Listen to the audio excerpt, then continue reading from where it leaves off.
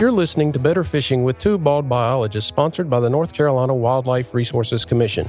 I'm Corey Oakley, the Assistant Chief of Fisheries Management for the Inland Fisheries Division. And I'm Ben Ricks, Coastal Region Fisheries Supervisor. We are fisheries biologists who are avid anglers. We want to link the work we do as biologists to your fishing. Our goal in this podcast is to use the information we have as an agency to help you catch more fish and learn about our state's great aquatic natural resources.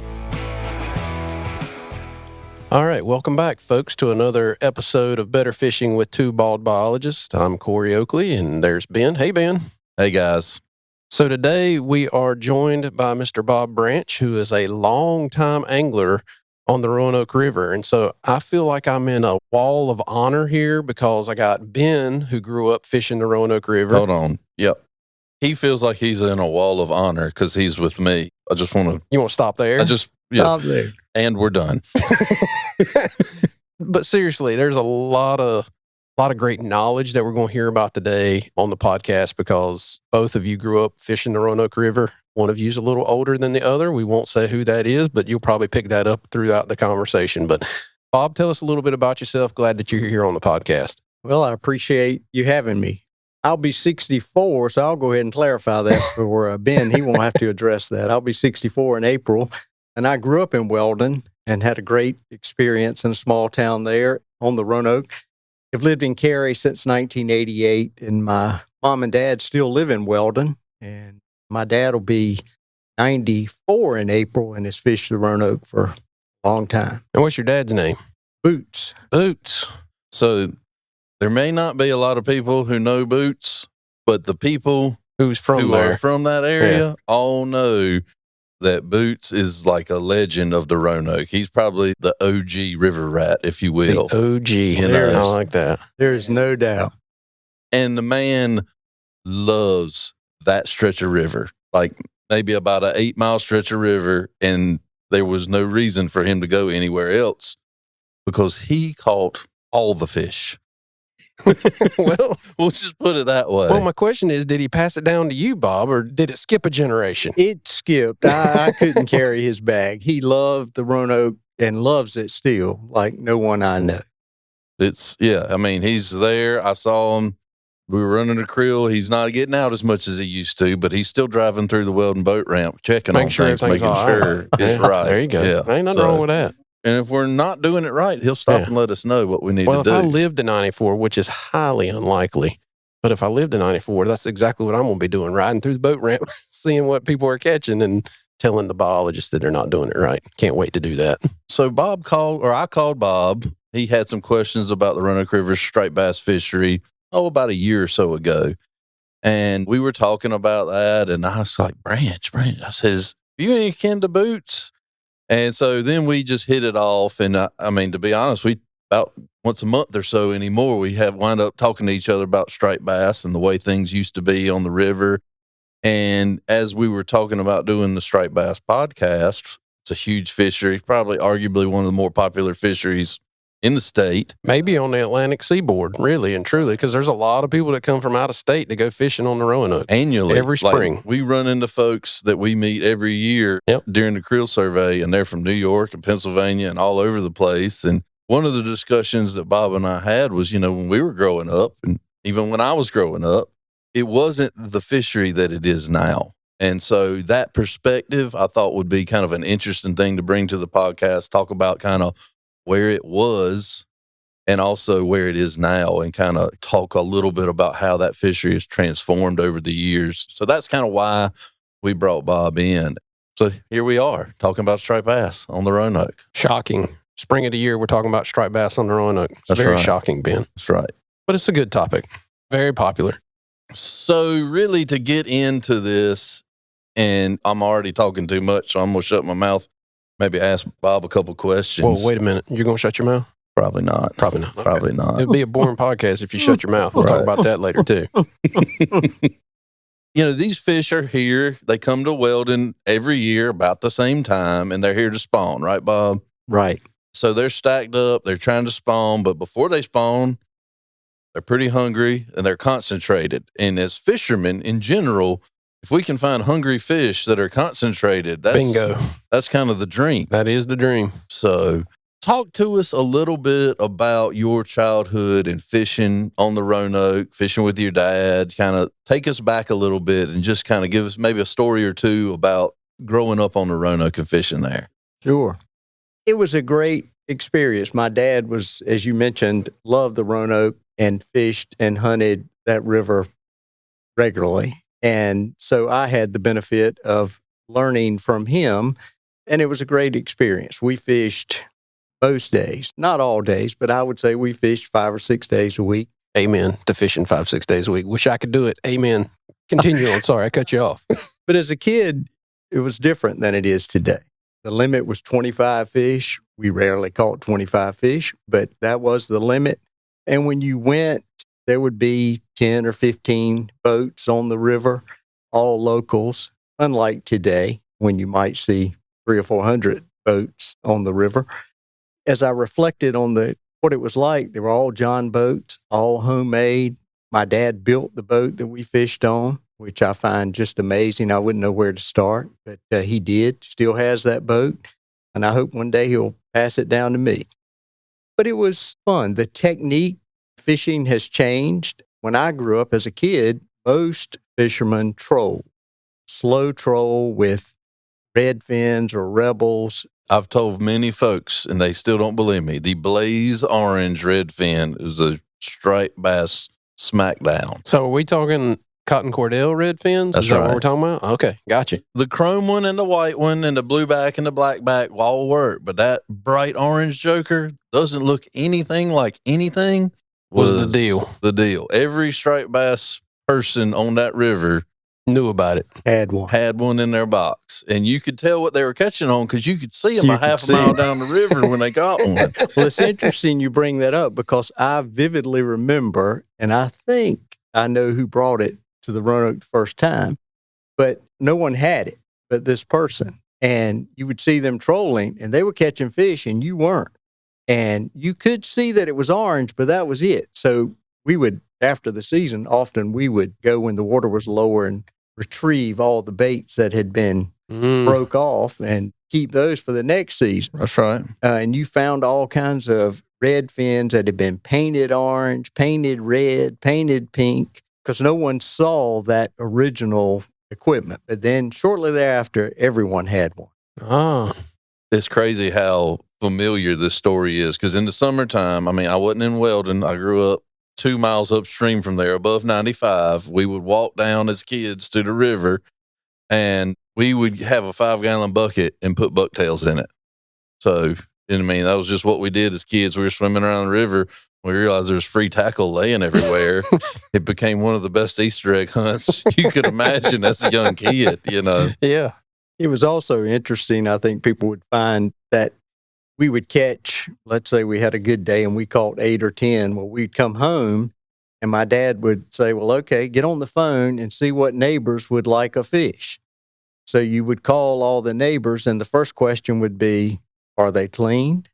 And when the answer was, well, no, they're not clean, well, I don't think I want any. Obviously, that changed over the years. Sure. No, it's really interesting. You know, Bob mentioned it. Growing up, it wasn't the big popular fishery that it is today. This weekend, we were talking to bass anglers that were saying how, you know, there's a lot more bass fishermen out there. So there's a lot more pressure on the water than it used to be. But growing up, it was, you're out there and there was a guy down the street from you and you ran into folks from church on the water. You ran into folks, you know, your neighbor and that kind of stuff. So really, any given day of fishing on the Roanoke, you probably knew at least 30% of the boats you saw, like you had a relationship with them. And that was kind of a very unique experience. Sure. And I mean, I fished all over and I don't have that many friends out there anymore because there's just so many boats from so many different places. And even locally, we're all going in different directions as well. So it's very interesting. But I learned a lot growing up from watching Boots and seeing where he was. And there would be times that he and I would wind up in the same spots because we were both trying to get away from the crowd. He had that little wooden boat that he could weave in and out of the rocks really well. I had a 17-foot, 3-foot wide Arkansas-style John boat, and I would weave that thing all through the rocks too. And so inevitably, there was occasions where I'd be on one side of the river and he'd be on the other. And when you found yourself in that situation, you knew you were probably in the right spot. Like I thought, well, you were hunting the right ground at that point. I'm where Boots is. I can't be but so far off track here right now. And I gave a talk, what was it, a week ago, 2 weeks ago, sometime recently, to the Halifax Wildlife Club. And then one of the first questions they asked me was, have you seen or talked to Boots lately? So yeah, he's still got a very big following. Everybody loves him. Everybody kind of asks about him and that kind of thing. So it's kind of cool to see that and hear that. I'm sure you've got all kinds of stories along those lines, but even myself, he was just such a big part of the fish. He still is a big part of the fishery because folks are still talking about what he did and what he's doing. And I'm sure we'll see him at some point this spring cruise by. He's looking forward to getting back out there at 94. That's right. So we talked a little bit about the management. At one point, the limit was 25 fish. It scales back. My dad's got a picture of him and his partner at the time on our bookcase, and they've got a blue tarp laid out, and I think at that point it was 16 fish per person. It's funny, folks will come in the house and they'll look at my dad like he's an outlaw, because he's got that many striped bass in a picture. It's like, well, at the time that was legal, Right. It got scaled back at one point to 3 days a week, where you could only keep fish 3 days a week. Then things went back up to 2 fish per person. There's somebody listening, I'm skipping over a few rules here and there, but you're giving a general overview. And now we're back to. If you disagree with Ben, by the way, I'll give you his personal phone number. It's not a problem. Just you can email me before Corey does that. You can email me at twobaldbiologist@ncwildlife.org, and I'd love to hear your input. That's right. So there's been a lot of different management actions, and they've all been really related towards overharvest and to fix mortality concerns. And at one point, our fishery was as strong as any other striped bass fishery on the eastern seaboard. That's probably arguable, but it was pretty daggone strong. I mean, my one little claim to fame, at one point I was a little local legend for being one of the first guys to catch a really big one. I caught one that was about almost 42 pounds. Wow. He keeps bringing this up, Bob. He does. He told me that story. It's pretty important to him. So just let him bask in the glory of it all, and then we'll just move on. That's my one thing. I know. Let me have my one thing. I don't even have a thing. So See? There you go. If you had something, you would know how important this is. So I caught it right up there near the gap. Everybody loves that area. It's a big fish area. It was during the time when you could still harvest herring, and I was using a live herring. You ain't proud. I'm not ashamed that I used a live herring to catch that fish. That's called being smart. That's right. what that is. But That's anyway. right. We got on that week. I think it rained every day that week, all day. It was like the deluge, and it seemed like my boots were just consummately wet, but we caught a lot of big fish that week. And that was kind of my biggest claim to fame as far as that. And for a while there, I'd come home and from college, and they'd be like, "Didn't you catch a big fish?" I'm like, "Hey, you're right. Yes, I did. So, and now everybody's forgot about it, and they don't even remember that I'm from Roanoke Rapids. They just think I'm some old biologist that doesn't have their best interest at heart. And I'm going to tell you that that's not true, because the Roanoke is why I became a fish biologist. I was fascinated with the shad migrations, the striped bass migrations, why they did what they did. And Corey and I have talked about this before, but I became a fish biologist for very personal reasons. I wanted to catch more fish. Selfish. Yes. It's just downright selfish. Yeah. I mean, it was the same for me. It was just downright selfish. Right. I wanted to catch more fish. I want to catch more fish. And if I could learn more about them, maybe that would help. Yeah. It's helped you a lot. I try to make sure we get our fair share over here. Me, on the other hand, I don't know how much it's helped me. Evidently, I wasn't listening when I was in college. But anyway, that's a different story. So we're talking about striped bass. Continue. Yeah. So, I mean, what I'm saying is this fishery is crazy important to me. It's a hugely unique opportunity as a fish biologist to kind of be one of the biologists that works on the systems that you grew up on. Like, that's a very unique experience. Not everybody gets that opportunity. It's special to me, and I feel honored that I have that privilege. So We're trying, guys. Just know that we're trying, and I hear you, and I know where you're coming from. Well, Ben, it's interesting. You mentioned catching this large striper with herring, and I went with my dad once or twice when he was doing that.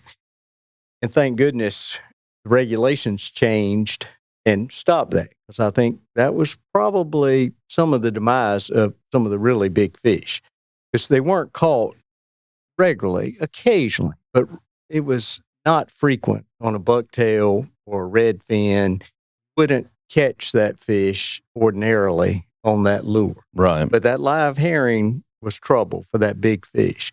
And I would say, having grown up there, being older than you, I was a part of the crowd. I was on the end of it when you, what was called chase fights, when you actually caught them in a net while they were spawning, which now that I'm 64 and look back thinking, how insane is that? That you're taking the female out of the reproductive cycle, during the reproductive cycle. And fortunately, in 81, I was finishing college in 81, that was outlawed. Thank goodness. Because that was, in hindsight, that was not good. So just so our listeners are clear, and so I'm clear, because this is new to me. This is awesome. This is new to me. So you were, if I heard you right, you were taking nets, and as the stripers were fighting, spawn fight, basically, That's it's right. rockfish fighting. They call it rock fighting. Corey, a lot let's of times. talk about that for just a second so they understand what Yeah, the fight sure. is. When they're spawning, a female comes up just under the surface, and the males see, smell, whatever they key in on that, and the males will come up and kind of beat against the female. The female will release eggs. The males will do their thing, and those eggs will get fertilized, and it's called a rockfish fight. Yeah, you can visually see it from, they're up at the surface. It bursts to the surface. Right. It's water splashing. You'll see these fish thrashing around on the surface, and it may be the size of a trash can lid. It may be the size of, they may be 50, 60 feet across, depending on the number of fish that are in a given area. And so when that was occurring, y'all were taking boats, going up and dipping them with some kind of net, basically. So the process, they would congregate. So the females that were going to spawn, they're in close proximity to each other. And so when I was a kid, most of that was right there in front of the boat ramp. It was right below the falls, down to before you'd get to that first curve in the Roanoke. And they would spawn right there in that area, usually start late in the afternoon and would go all night. And boats would idle with one man sitting on the front with a bow net and one driving the motor. And when they surface, scoop them up with a bow net. I got you. So you could do that till 81. Till 81. It was changed in 1981. Yeah, I agree with you. That might have been a good idea. That was got a good changed. idea. That should not have been done. Now, as a kid, that was a lot of fun. Yeah, it was cool. And there were, usually there'd be 20 to 30 boats, but again, locals. But thank goodness that rule was changed. Imagine 400 boats doing that. Oh, my. And Bob, you may be able to shed light on, but from my granddad and my uncles and talking to them about, it was like pandemonium. Like there was Crazy. boats running into boats. Crazy. Very aggressive. Yeah. They weren't your neighbors on that day. Right. Right. It was like a free for all. I can 100% see that. I've only fished a Roanoke maybe 10, 15 times in my life for stripers. Maybe less than that. I'm not even sure. So when you're catching those fish on the spawning grounds, are you seeing fish with them, like when you're chasing them around? Or? When the water temperature's right, if you catch a female, you'll pull the males up with it. Those males will think that female's ready because you're reeling it in. Yeah, that transcends fish, because like hybrids at Lake Norman did the exact same thing. When we were working on them and we were catching them up in the river when they were spawning, you'd go to dip one and you'd dip 5. I mean, you'd literally have 5 in your net, and you're like, where'd they come from? Like, you didn't even see them. They were just there with that other fish. So I find that very interesting that, well, I mean, I guess that's just fish behavior. It just transcends everywhere, but pretty cool. Right. I could see how they were very susceptible to being caught when they were doing that. That was not good. As a kid, I didn't know any better, but one of the fun things was growing up there, you tied the nets. My dad taught me how to tie the net. And so after dinner, Can you still do that? No. You would tie a net for you take turns and you tie for 30 or 40 minutes till you got tired, and then you come back to it, tie it a little longer, and made the actual bow net itself, cutting down cedar saplings and shave them, put them in a C formation, stake them in the yard, and let them dry. They'd stay in that formation. I got my granddaddy's bow net, and my uncle told me he made it in such a way that it would block off all of Vaughn's Creek. Wow. So that tells you how He'd done the math. Right. He said, I need a bow net this big. This big. Yeah. That's crazy. So when we were going through stuff at the farm, I told my wife, I said, I'd like to have that bow net. I don't know what I'm going to do with it. I don't know where I'm going to put it. It's still in storage at the farm. But yeah, I was like, I need this. I think it would be good to have. What was the netting made out of? Just twine. Okay. Gotcha. I don't have some kind of nylon, cotton, braid, twine Gotcha. that you would tie with a block. It was interesting. But yeah, thank goodness that rule changed. So, I mean, it went from a free-for-all, a literal get as many as you can while they're laying eggs, which maybe you're cutting off your nose in spite of your face a little bit. Bob's nodding right now. Absolutely. Not the smartest thing. So, yeah, something had to happen or we was just going to run out of fish, so to speak. Not so to speak. We literally were going to run out of fish. So, as those regulations changed, and this was a phenomenon we saw across the eastern seaboard in kind of the late 70s, early 80s. We were really at an all-time low in striped bass abundance. And it wasn't just North Carolina. It was Chesapeake, Hudson River, Delaware Bay. All these systems were relatively low. And resource managers were like, we don't do something, we won't have these any longer. Striped bass, luckily, are very responsive to management. They're one of, and Corey can vouch for this, they are one of the textbook examples in our fish classes about how length limits, fish management can restore a fish population. Yep. And it's been proven over and over and over again that it works. Right. It's been done multiple rivers with striped bass. Rivers, multiple places along the Atlantic coast. Yeah, with striped bass. That's what I'm talking about. That's what I'm saying. It's been done over and over and over again with striped bass, that it actually does work. Mm-hmm.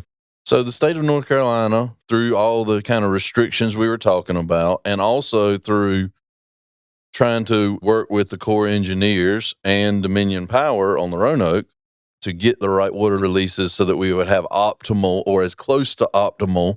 They can only do so much. A lot of it relies on rainfall. You know, in a dry year, we only have so much water. In a wet year, maybe we have too much water. And, you know, we can't flood houses and we can't give the river water that we don't have. Those are the two kind of limiting factors on either extreme of the water. But we also kind of found that happy zone to this water level seems to give us consistent spawning conditions. Maybe it's best for the fish. So that helped, but without the restrictions and without addressing the mortality issues, they can have the perfect situation as long as they want. But if you got no apple trees, you're not going to get any apples, so to speak. And that's what you need to preserve those females so that they can spawn, so they can lay eggs, so we can have more fish in the river. And not just females. You need large females. I mean, females in general, you got to have them, but the bigger the female, the better their eggs are, the more eggs they have, and the better survival you're probably going to have for that recruitment class for that year. I call them egg buses. They are egg buses. You get a relatively large female, one over, let's say, 18 pounds. Yep. Maybe. I mean, we've seen some fish in the upper 50s.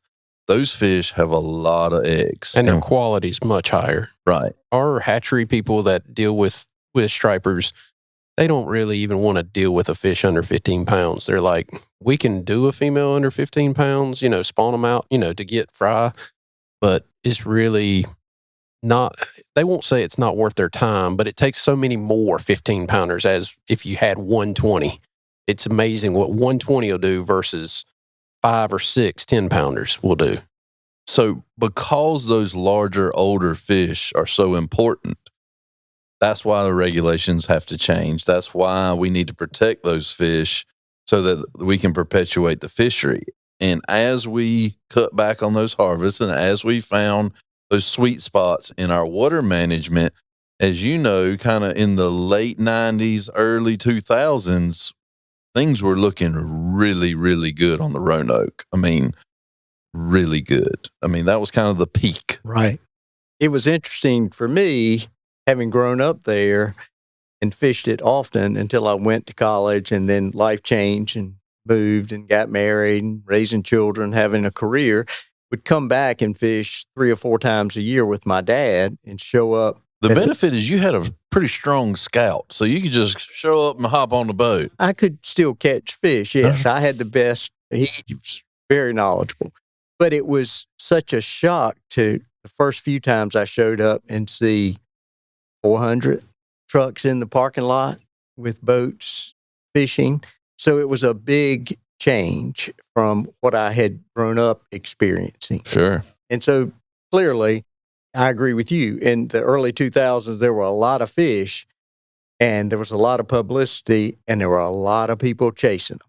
Right. Well, and I mean, the Wildlife Commission, we spent a lot of work trying to restore the fishery, and we are all about fishing opportunities. And so we were part of that publicity because we wanted to say, this is a great opportunity. We want you to know about it. It was such a good fishery. It was getting out no matter what. It was going to happen, you know. I mean, again, I caught one that was almost 42 pounds. Let's just Did he mention drive that home. Just getting tired of it. I'll just be honest with you. Just getting tired of it. But no, all kidding aside, it was a fantastic fishery. It was one of those fisheries where you could take kids, you could not be the best fisherman in the world, and you could still have a very high level of success. It still is that. It's not necessarily as strong as it was, and we're about to talk about that. But for a while there, I mean, you basically launched your boat and dropped a trolling motor or just start drifting and start catching, and we as fishermen, we fish, but we love catching. We love catching. Well, that's what I always said. It was friends who wanted to go with me, and I took a number of folks who'd never really caught fish. It was catching.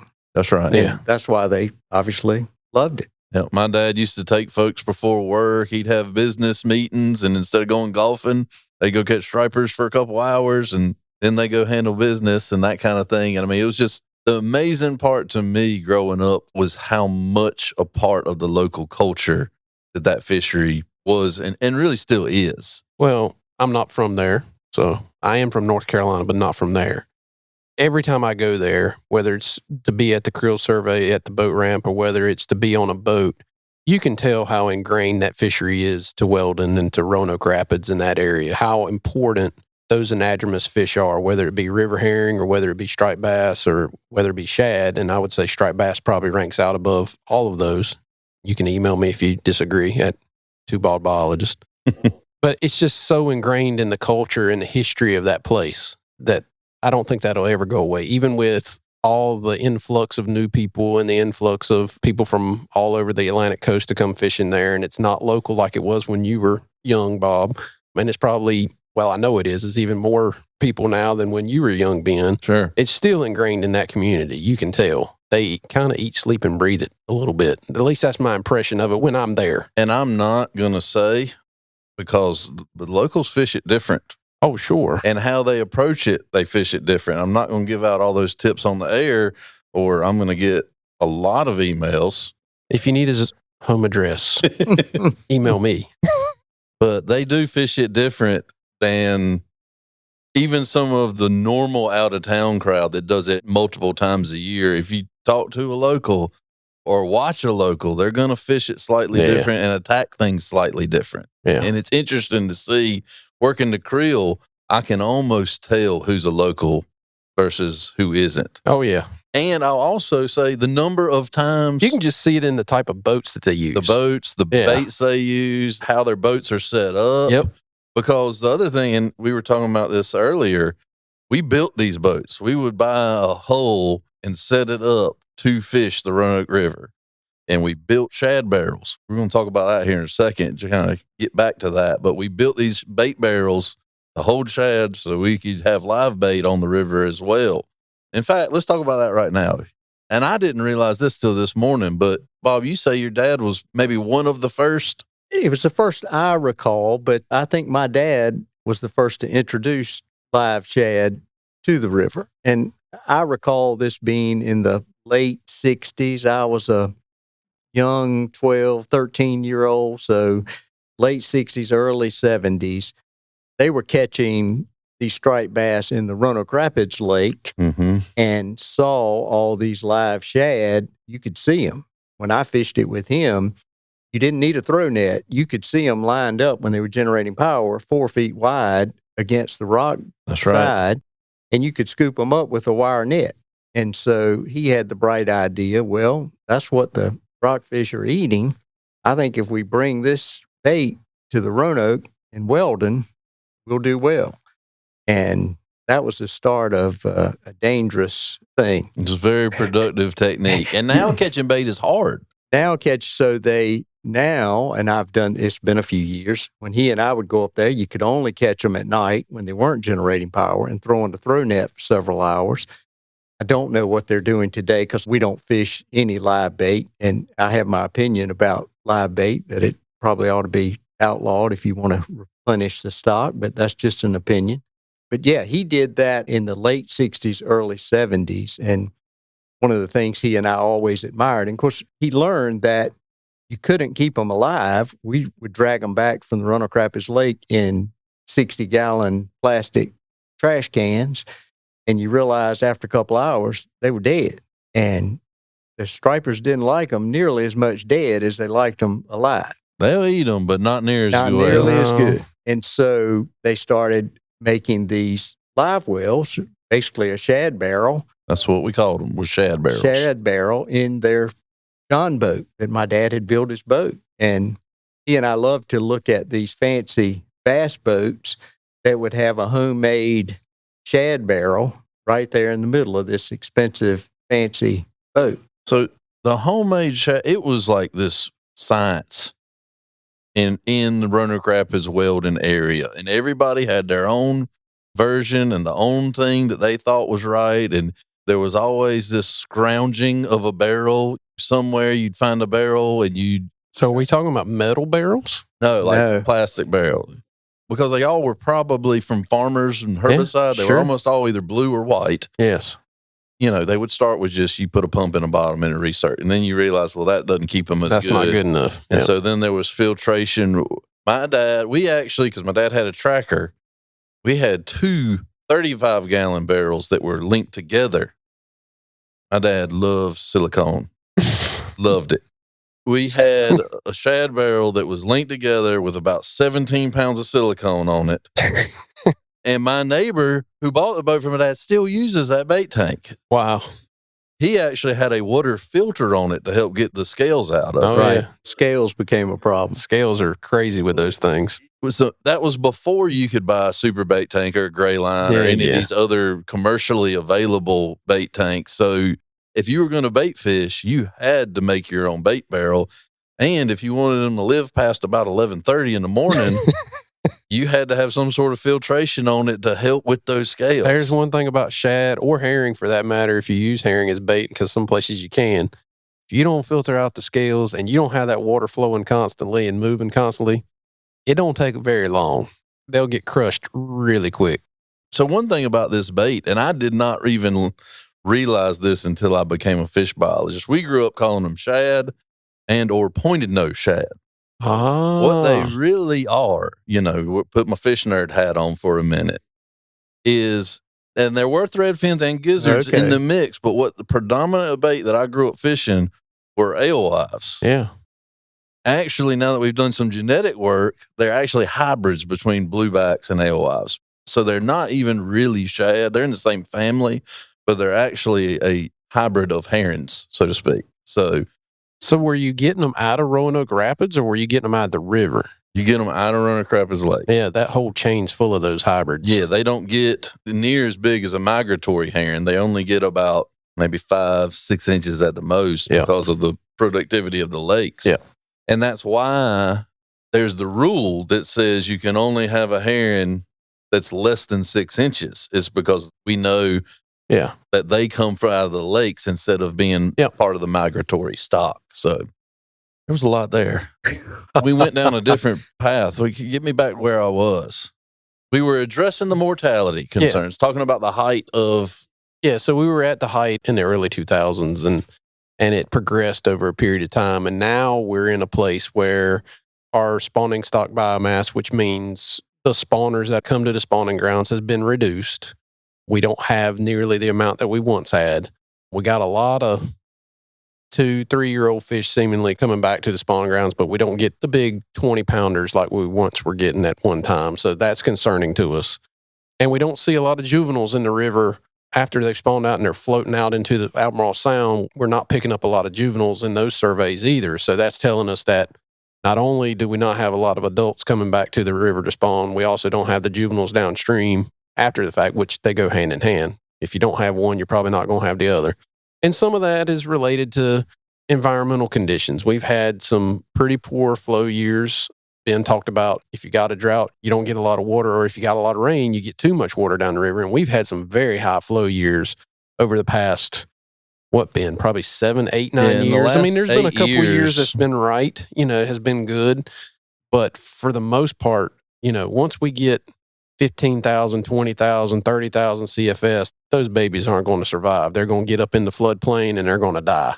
And we've had a bunch of years where right after they spawn or during the spawn or just before the spawn, that type of flow is coming down the river. Now, we can't stop that. We can't prevent that because we can't flood those reservoirs up above, but so much. I mean, they take a lot of water and they hold a lot of water back, but eventually they got to let some of that water go or it becomes a problem for their issues. So at least at one point in every podcast, we say that fish need water. Yeah, but sometimes too much water is a problem. In this very moment, we're saying, maybe not that much water. Yeah, maybe not that much water. Yeah, I've actually witnessed 32,000 CFS a couple of times on the river, and it's a torrent. It's a torrent. It's really high. It's all in the woods. It's all way out in the swamp. So you think about those juveniles that have just been spawned on the river, or maybe not even spawned at all because the stripers are like, I hate this because it's too much flow. If you think about those babies, they're getting downstream. They're getting washed through swamps and into cornfields, and that's exactly what they're doing. That's exactly what they're doing. And so that becomes very problematic for them in terms of survival. It's interesting to me, and maybe this isn't my place, but it's your place. Go ahead. My dad has contended when I would show up and we'd fish 2 or 3 times a year for the last 8 or 10 years, that he's contended for 8 or 10 years, I don't see or hear anybody catching big females. And that I think we would all acknowledge that the stock is very dependent, as you said earlier, on a big female. And so I hear you with the flow and where the juveniles are going, but that doesn't answer the question, well, where did the big females go and what does your study show about big females?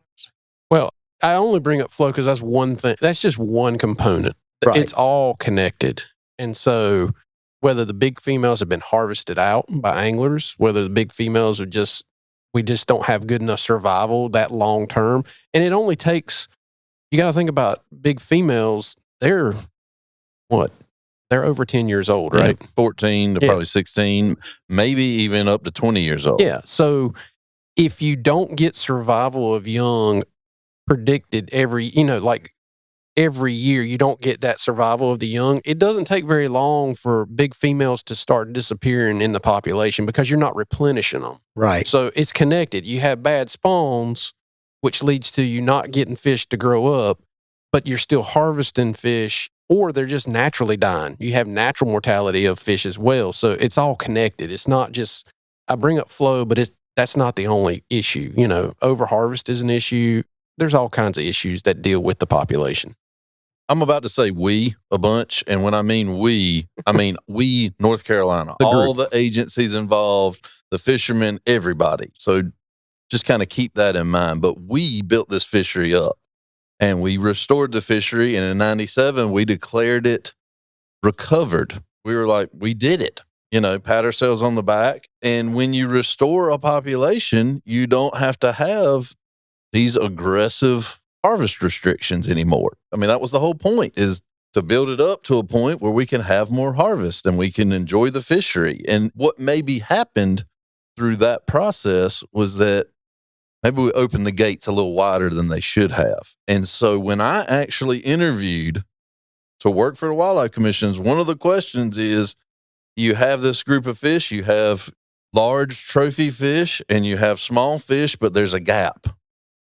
What do you think's going on? And in the moment, even the biologists weren't really sure. But looking back, those 15-pound fish, when they went missing, at the time we just thought, well, it's maybe a couple bad recruitment years. There's a missing year class of fish, which happens in fish populations all over the place. It's the normal thing. It's natural. Yeah.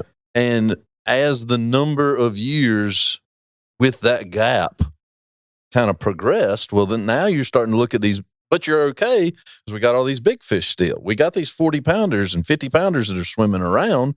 So we're not really worried too much that we don't have these 18-pounders. But then those started to age out and nothing was replacing them, as Corey was saying. So that was maybe the first cue that maybe we'd open the harvest gate a little wider than we should have. Now, the good part about stripers, as I mentioned before, is if we react to that, the stripers will also react in kind. So that phenomenon and that over harvest, we cut back the tail by half. We've cut it back even more significantly in recent years, is all an attempt to build that population right back up. And if we build it right back up, I get a lot of folks tell me, Ben, when has the government ever taken something away and given it back? And I can appreciate that. However, striped bass is maybe one of the best examples of when we did exactly that. We might have give too much back. Right. Yeah. A little extra refund on your taxes. Yeah. I mean, we get that a lot. We get that a lot when it comes to regulations in general. And my take home to people, we as biologists like to catch fish. We like to eat fish too. Most of us do anyway. Catching and eating fish is a pretty big percentage of my recreational time. Yeah, and it's what we grew up doing, right? But at the same time, what we're looking for is longevity of the population. We're trying to make sure that the population has the right foundation to build itself back up over a period of time, whatever fish we're talking about, whether it's stripers on the Roanoke or river herring or whatever, because we talked about river herring last month. And we as biologists and the agencies that are involved in managing it are not trying to restrict to make you have a bad day. We're not trying to restrict to keep you away from whatever it is, whether it's walleye or stripers or whatever. What we're trying to do is conserve the fish now, both for the now and for the future, because there's coming a point in time that I'm not going to be here and Ben's not going to be here and Bob's not going to be here, but we want the things that we've heard Bob talk about, with things we've heard Ben talk about. We want those things. Maybe not the bow netting part. Maybe not the bow netting. Right, absolutely. But no, I'm talking about just the cultural, the history, Absolutely. The experiences you've all had on the Roanoke. We want those things for the generation that's, now that are teenagers and 9-year-olds and 8-year-olds to experience. But we also want their grandchildren to experience that very same thing 80 years from now. It's also what's best for the fish, too. Yeah, it's what's best for the fish as well. So we get that a lot. We get that a lot at the boat ramp. We get that a lot when we go to Weldon and do the creel. People come and talk to us and say, hey, and they fuss a little bit, and that's all fine. We're thick-skinned folks. We've been fussed at before. Ben and I, we're good with it. We're okay. Yeah. I definitely understand that frustration. And I do too. But we want people to understand that we don't regulate this, and we're not regulating it to take it out of your hands. That is not the point. We are trying to make it better over the long term. Absolutely. I'm off my soapbox now. Sorry. Now, I got 4 granddaughters, and I would love to introduce them to catching a striper at some point. That's right. That's right. I mean, that's why we're here. That's what we do. I mean, the reason why I do what I did is my grandparents took me fishing. My dad took me fishing. That's why I'm sitting right here today. And it's different because we've heard it in this podcast. If people are listening, it's different than it was in the early 1980s. Today is changed. North Carolina has changed. We have a totally different group of people that live here now. I mean, honestly, let's just be honest about it. All 3 of us are native North Carolinians. We have watched the transformation of our state over the past 20 to 30 years, and it's transforming as we speak in terms of numbers of people, types of people, where they come from, what their interests are, all that kind of stuff. It turns out when we said North Carolina's awesome, we were right. We were right. We just should have kept our mouth shut. No, and I'm sorry. I shouldn't say that on the podcast. But as biologists and as fisheries resource managers, we got to factor that in. We got to factor in that there's more people on the water and there's more people that are utilizing the resource and those kinds of things. And maybe, just maybe, I don't know. I wasn't around in the late 90s when they made those rules and that kind of stuff. When we opened the gate a little too wide, we didn't factor in as good as we should have when it comes to the numbers of people that are on the water and that are harvesting fish and that are catching fish and that kind of stuff. So those are the kinds of things that we as an agency have to figure out and monitor. That's why we do creel surveys. Another soapbox. When somebody's standing at the boat ramp asking you questions about the fish that you caught, being honest and taking the 3 minutes it takes to answer the questions to the person and not making those answers up, like being legit about the answers, that information is so valuable, particularly on the Roanoke. That information is so valuable to how we analyze the fishery and figure out, all right, this is what's really going on the fishery when it comes to anglers and what they're doing. Second soapbox I'm off of. Sorry. All right. So where were we? We built the fishery up. We opened it, maybe the gates a little too wide. And so now I was talking with our biologist, Chris Smith. Y'all maybe remember him from the Heron podcast. He's also the biologist over the Roanoke. And this was several years ago. And he says, Ben, we are at pre-recovered levels. And I was like, well, then we're not recovered anymore. If your levels are less than... We can take that off. We can not throw the parade or the fireworks and take the banner down. Right. Yeah. We can't claim that victory anymore if we're at levels before the recovery. And to me, that was very concerning and very kind of, oh my, like we need to do something. And so we did take measures to reduce harvest. We met with the agencies that co-managed the population with us, and we made some aggressive moves to reduce harvest and hopefully address the mortality. And so that's kind of where we're at today. So if you're wondering, well, why is there only a 6-day season this year? Yeah. Why is the total allowable catch so low? It's an attempt to address that and address it in a very aggressive way so that we can start to rebuild this population. And I would say two things. One, we haven't even finished. There's rules that are going to be in place when it comes to hooks and that kind of stuff. Potentially rules that are coming into place in the next year or two about hooks. And we can get down that road if we want to, but I really don't want to. But two, it takes time. Nature takes time to rebuild. Like, a lot of people think, well, you've reduced this and it should turn around in 2 years. It's just not going to do that. We didn't get here in 2 years. We didn't get here in 2 years. We're not going to recover it in 2 years. We got here over the last 20 years, and it's probably going to take 10 years or more to see that rebound come back. I mean, it just is.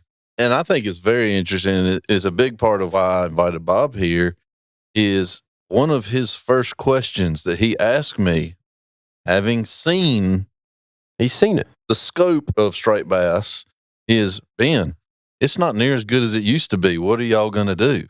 That was literally one of his first questions he asked me. So because of that, seeing it over all the different management scenarios, you have a very different perspective than maybe somebody just started fishing it 2 years ago. Right. Yes, you can still go and you can still have 100 fish days. Oh, yeah. Yeah, but there was people doing that last spring. And there are still some fish in probably the 8 to 10 pound range. So you can still go and you can have a good day. So I get that when I say, well, things are terrible, and you look at me and say, how can they be terrible? I've just had the best day of fishing in my life. I just caught 200 of them. Right. Yeah. Like, I understand how maybe there's a bit of a mixed message, but when you take in the scope of essentially a career of fishing on the Roanoke, you can see that, well, we're not catching the same size we used to catch. We're not seeing, there's fewer numbers of larger fish getting caught each year. When you have the scope that Bob has, it's a much different vision and understanding of what's going on. And that's why I thought it would be good to have him on there. I mean, Bob, you want to add to that?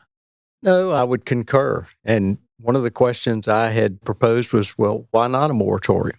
and Ben explained to me the complications in that, which I didn't necessarily understand. But it's a wonderful resource that I would hate to see disappear. And I hope that the restoration measures are aggressive enough that it can improve on its own. So I'm going to open Pandora's box and ask a question. Short of a moratorium, because we really don't like that word, I'll be honest with you, because we don't like shutting fisheries down in general, but short of a moratorium, what are some things you think would be beneficial for the Roanoke River striped bass population? Well, guides wouldn't like it, but I would outlaw live bait. Okay. Not just guides. There's a lot of people. There's a lot of people that fish live bait. Absolutely. Maybe guys would not like it. Yeah. Fishermen. Yeah, I would say fishermen wouldn't like, but you'll stop the 100-day catch if you take off the live bait, in my opinion. The number of people who can get to 100 without live bait. When you catch 100 fish on a fluke, is very few. That's a special day. They aren't doing that. I mean, I've done it. Those are unique days. Hold on. We just now had another moment. I don't know if everybody... Did he mention he caught a 42-pounder? He caught a 42-pounder. Let's talk more about that. And he's had 100 fish a day on a fluke. So, and sassy shads. We ain't even talked about sassy shads. Anyway, I'm giving him a hard time, but it's all right, man. It's good. And what our people, back to tackle, we got to talk about. We didn't ever call them bucktails. They were hairy worms, is what we call them. Okay, we'll get back to that. But go ahead about the rest. No, I think live bait is a question, and I certainly would not allow keeping a fish, over 27, 8 inches. Absolutely Hopefully not. that's being changed.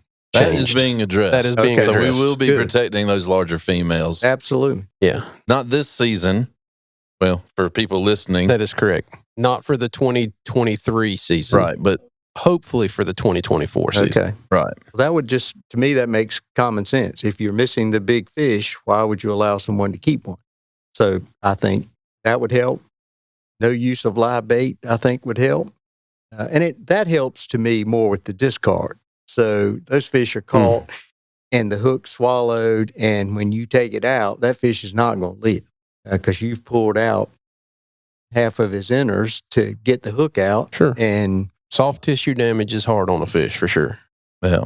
But those are a couple of things that come to my mind. So we as an agency, one, are addressing the over 27. We're trying to address the over 27. We're also probably in the not so distant future going to look at basically hooking mortality. Like if it's hooked here and using different types of hooks, that's why I was going to talk about different types of hooks. But we're going to probably put a study together where we try to address hooking mortality and what that actually looks like. Even though some of those studies have been done in the past, we probably need to refresh it. Gear has changed since those studies have happened.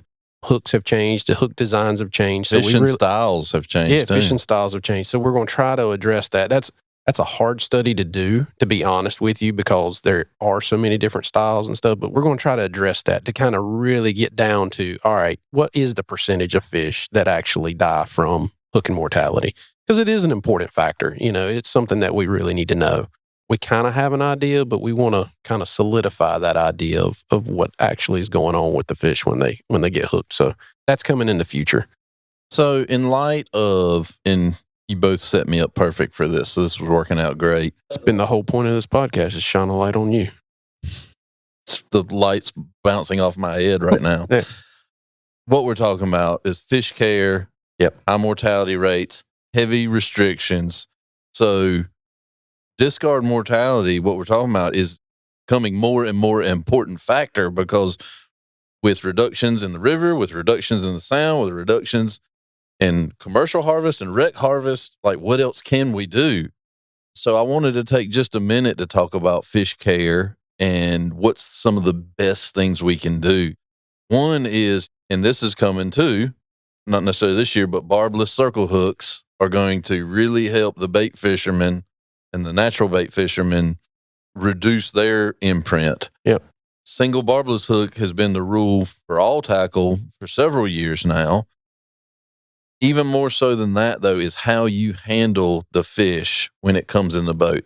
That's something we can't make rules about. That is your boat, and how you manage what goes on your boat thing. Have your camera ready. Have your ruler out. Have your scale out. Don't be digging for anything.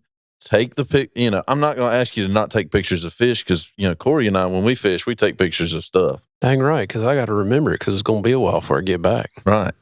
So have everything ready so that you can get that fish back in the water, swimming off as fast as you can. If you have a fish out of the water for more than, especially when the water's hot and the air temperature's hot, if you have that fish out of the water for more than 2 or 3 minutes, you start to really influence the mortality of that fish. So fish care, especially in a catch and release fishery, which is what the bulk of the Roanoke is right now, is very important.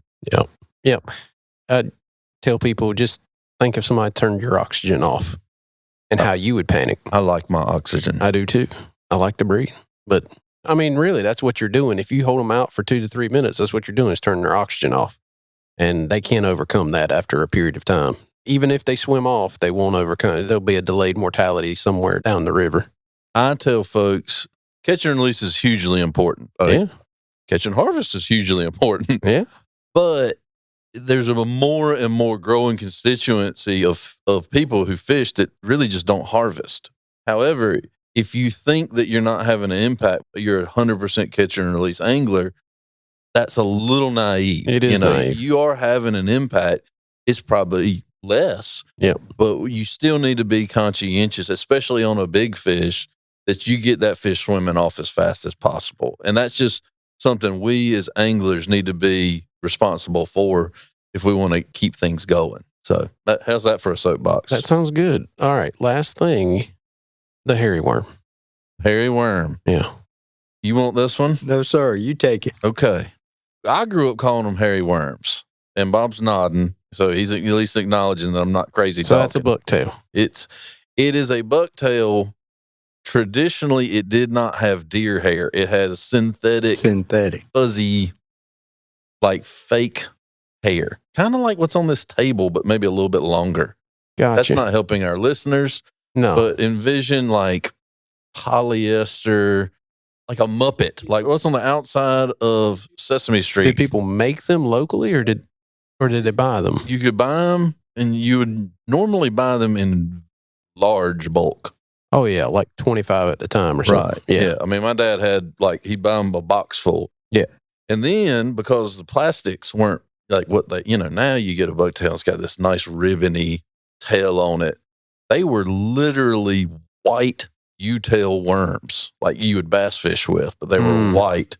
And you'd thread them on there, and you would bounce that thing off the bottom, and you would lose one about every third cast.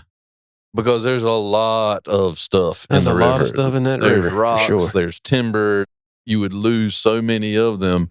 But if you put it in the right spot, those stripers would smash it. So it really is just a bucktail, but locally known as the hairy worm.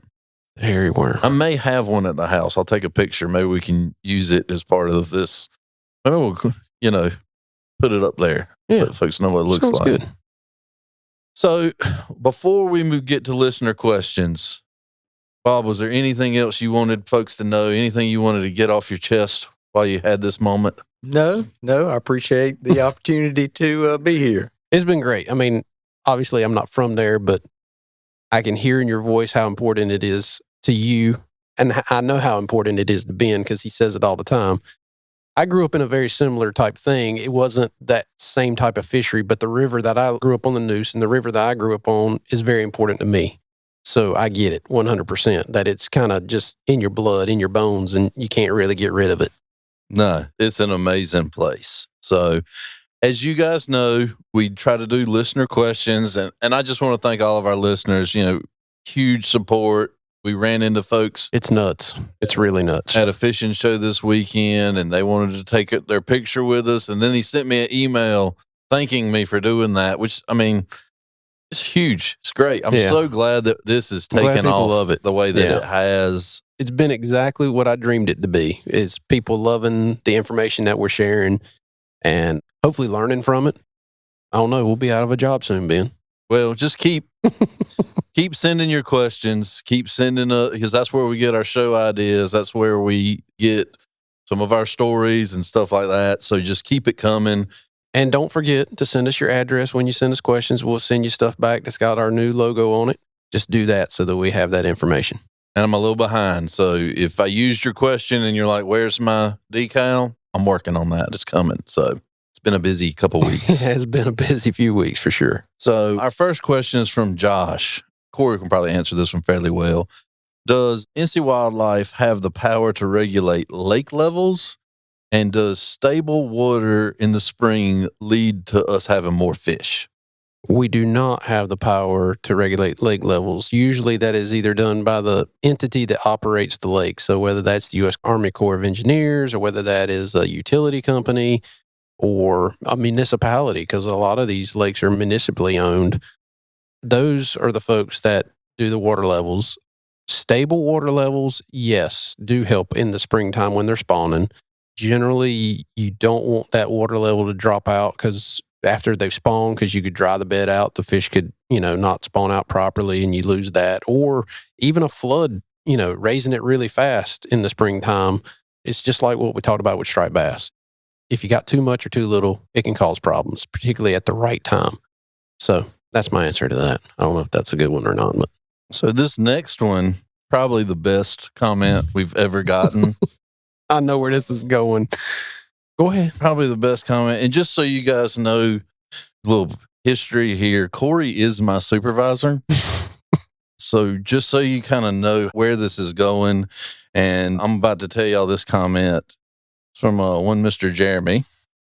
I'm digging the Ben guy and the guest, but you should lose the Corey dude. He's an anchor tied to Ben's leg, and he's just pulling him down. So there's probably a lot of people that have thought that. And that's not really as much of a question. It's just something I wanted to have made known. Well, we've realized that this whole podcast has been shining a light upon you. So we will continue to shine that light upon you as we go through this podcast. That's why I figured this was the right time to use this one. So it does help that I know Jeremy. He is a biologist in Kentucky. And so just so you know, he likes to razz us. We like to razz them. That's one of the cool things about fisheries biology is it's a relatively small field. And so we kind of know the other biologists in other states and we're able to bounce ideas off of them and see what they're doing on their lakes and the rivers compared to what we're doing on our lakes and rivers. So we really appreciate that. But when I read this, I knew this was probably going to make it on the show. I appreciate it. And this is the perfect podcast to do it. Like I mentioned, this is the Ben Ricks podcast today. We're going to see about like maybe getting this engraved to hang in your office. That'd be awesome. So give me a plaque. Right. Yeah, that's right. Good. We're good. So next is a pure fishing question, which I like a lot. Mr. Mayo, he messaged me and he kind of says, why are we using leaders when we got spinner baits that have wire on it and look like an airplane coming through the water and A-rigs that look like chandeliers and don't look like anything natural in the world, but we're worried that a fish is going to see a line. So he asked, like, what's the point of a leader? And I have my opinion, but I wanted to see if either of you guys had any thoughts on that. Well, I can tell you that for me, it does make a difference in terms of the number of bites I get, particularly in clear water situations or clearer water situations. And I use fluorocarbon leader so that you can't see it. And a lot of the predators that you're trying to catch have really great vision. So I get what he's talking about, that some of those baits don't look natural, but some of those baits are just flashing so that it's just a flash and the fish just responds to that. But if you're finessing a bait or using something that is a little slower or something like that, I would say that a leader is kind of important. At least it seems that way to me, because whether I've been fishing for smallmouth up north in very clear water or fishing for hybrids on Lake Norman, which is very clear water, those fish have big eyes and they can see a lot of things. And if it doesn't look natural to them, I think a lot of times they're not going to be as apt to bite it. Yeah. So for me, clear water, trying to be more stealthy, there's definitely a logic to that. But a lot of the water I fish is not uber clear. Yeah. And you talk about the Roanoke, for example, if it's a high flow, the Roanoke's super clear in the summertime. Yeah. But in the spring, it's not. It can get fairly muddy. Do you need a leader then? And for me, the leader, if I'm fishing something like the Roanoke in the spring, my leader's for abrasion. You know, I don't want to get hung on a rock and get it cut off. So I may beef up my leader a little bit just so it's got a little more abrasion resistance. So it doesn't necessarily have to do with the fish as much as it has to do with the fishing. The other side of that is like when I throw a topwater bait, I throw a leader, and it has absolutely nothing to do with fish seeing it. You could tie 80-pound braid straight off to a frog. Most people I know use straight braid. Yep. But the reason why I throw a leader, especially when I'm throwing a walk the dog style bait, is because if you hurl that thing and it tumbles and your braid, if you're using braid and it gets hung in the in your bait, it can get all hung up, and then your treble hooks actually fray up the braid and cause a weak point. Also, as you're fishing it, I feel like having a little bit of stiffer line in front of a walk the dog style bait helps that bait kind of move side to side a little bit better in the water. So sometimes it has to do with the presentation that you're trying to make and having that bait work the way you want it to. At the end of the day, it's whatever you want to do. Do what you want to do. I didn't fish leaders till I was probably 30 years old or older. Exactly. So my fishing prior to age 30, I don't think I used a leader.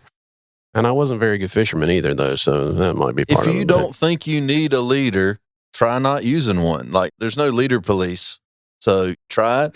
If it doesn't impact your fishing, then it's one less thing. And I will say this, if someone is on your boat and goes, you're not going to catch any fish because you're not fishing the way I fish, don't invite them back on your boat. It's your boat, by the way. It's your boat, by the way. That's right. Yeah.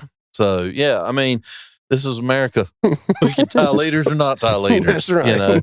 But I think there's a strategy for it. Leaders are a tool, just like any of the tools in our fishing arsenal. Yep. And you have to just decide when it's appropriate and when it's not. But if you're using one just because somebody told you to, I agree. Evaluate that and see where you're going. Well, we've probably talked too long, haven't we, Corey? It's all right. It's all good. It's been a great podcast. I've really enjoyed listening to the two of y'all because of all the knowledge that y'all have. Bob, thanks so much for being here. We really appreciate you being here today. I appreciate you having me. It's been a lot of fun. Appreciate you coming. Well, we'll see y'all next time. Thank you. Thank you for listening to the North Carolina Wildlife Resources Commission's podcast, Better Fishing with Two Bald Biologists. For more information, please visit ncwildlife.org or email us at twobaldbiologists@ncwildlife.org.